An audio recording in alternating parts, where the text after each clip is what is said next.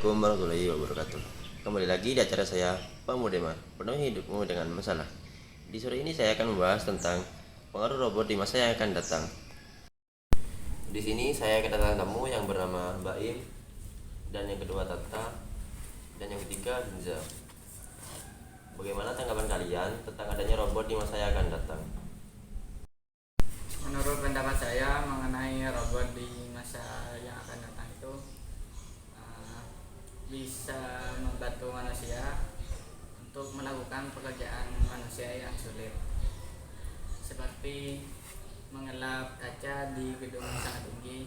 Itu kan mempunyai risiko yang sangat tinggi jika dilakukan oleh manusia. Kalau misalnya robot itu tuh sedang melakukan aktivitas pekerjaannya gitu, apalagi yang risikonya tinggi, lalu di pertengahan pekerjaan itu tuh dalam kondisi error seketika, itu gimana Mas Nan? Menurut saya itu, kalau robot mau dipekerjakan, mestinya ada petugas untuk mengecek robot itu. Jika rusak atau kehabisan baterai, maka robot itu tidak akan dipekerjakan. Ya, selain itu juga perusahaan-perusahaan tidak perlu memberi gaji kepada robot, karena kan biasanya perusahaan akan memberi gaji kepada karyawannya. Dengan begitu, karena karyawan sudah tidak perlu bekerja lagi di perusahaan, bisa saja itu mengakibatkan banyaknya pengangguran, sehingga itu tidak memajukan perekonomian bangsa jadinya. Menurut saya itu ada juga pekerjaan yang tidak bisa dilakukan oleh robot, seperti koki. Koki itu kan tidak mempunyai cita rasa sendiri gitu. Jadi kalau robot yang masih itu tidak mempunyai ciri khas. Menurut Mbak Hinza sendiri gimana? Menurut saya, meskipun adanya robot di negara ini, itu belum tentu bisa melakukan dan menjamin semua pekerjaan di dunia ini. Karena kan kita sama-sama manusia kan, pasti lebih sempurna lah daripada robot yang nggak punya emosi sama sekali dan nggak punya akal pikiran. Jadi itu pasti punya keterbatasan itu sendiri. Tapi menurut saya itu, robot itu kan sebelum dipekerjakan itu kan mesti di setting terlebih dahulu. Jadi pekerjaan yang dilakukan oleh robot itu pasti lebih akurat. Meski akurat, belum tentu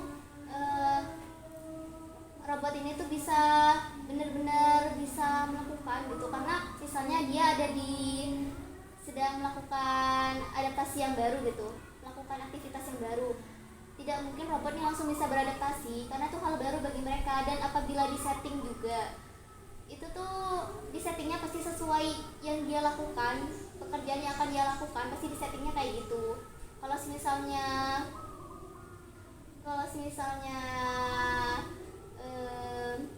dia menemukan hal baru, tidak mungkin langsung bisa beradaptasi, apalagi dia itu nggak punya akal pikiran dan nggak mungkin bisa langsung mecahin suatu masalah tersebut. Maka dari itu, seperti yang Mas Baim katakan, bahwa robot tidak akan mengganti semua pekerjaan manusia, karena ada beberapa pekerjaan yang tidak bisa dilakukan oleh robot akibat itu sendiri. Lalu dengan begitu, apakah kita harus tetap menggunakan robot ini? Minimal robot itu sendiri bisa melakukan pekerjaan manusia yang sulit dilakukan oleh manusia yang berisiko sangat tinggi. Lalu apabila begitu, haruskah tetap ada robot? Tentunya harus, karena dengan adanya robot minimal bisa membantu pekerjaan manusia yang tidak bisa dilakukan oleh manusia. Apakah itu menjamin bahwa robot itu tidak akan menyerang balik manusia tersebut? Tidak ada halnya robot menyerang manusia. Sebelum robot dipekerjakan itu pastinya ada setting terlebih dahulu. Jika settingan tersebut pas dengan pekerjaan tersebut. Bagaimana jika ada orang yang diam-diam berkhianat dan melakukan hal-hal yang di luar batas manusia pada robot?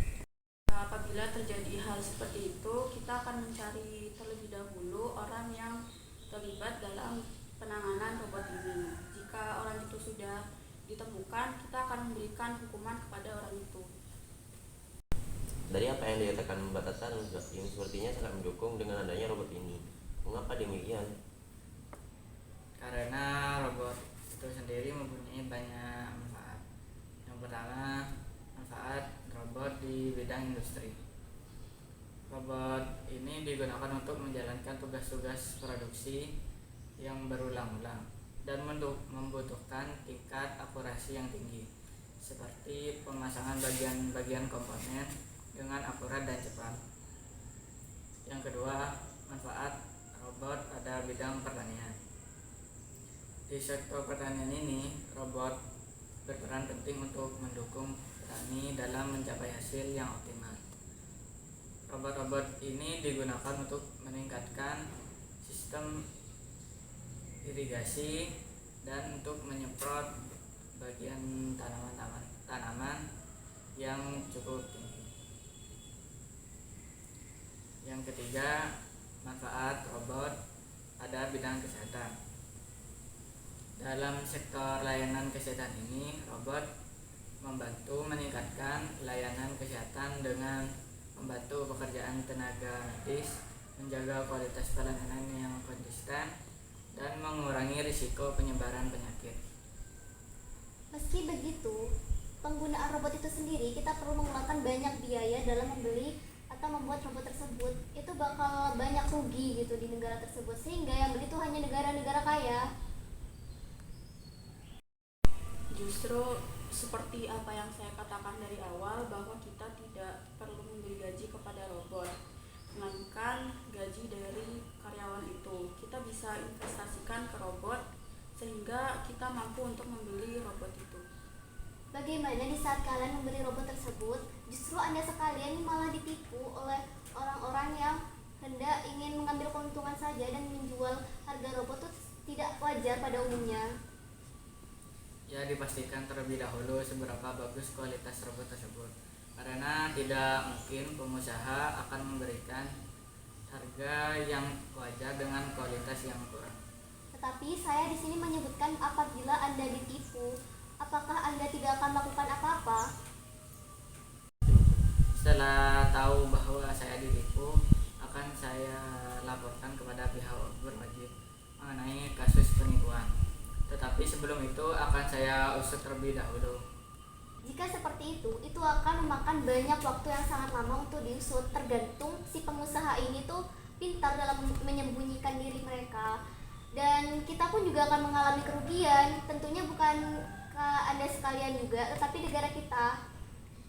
Dari pendapat kalian sebelumnya ini, lalu apa yang akan Anda lakukan terhadap robot di masa yang akan datang? Menurut saya, dengan membeli robot dan menggunakannya secara bijak sesuai kebutuhan, misalnya membeli robot untuk digunakan untuk kesehatan seperti robot Da Vinci. Menurut saya juga, terlepas dari gaji karyawan, kita kan juga dapat membeli robot, dan kita juga tidak perlu memberi gaji secara beruntun.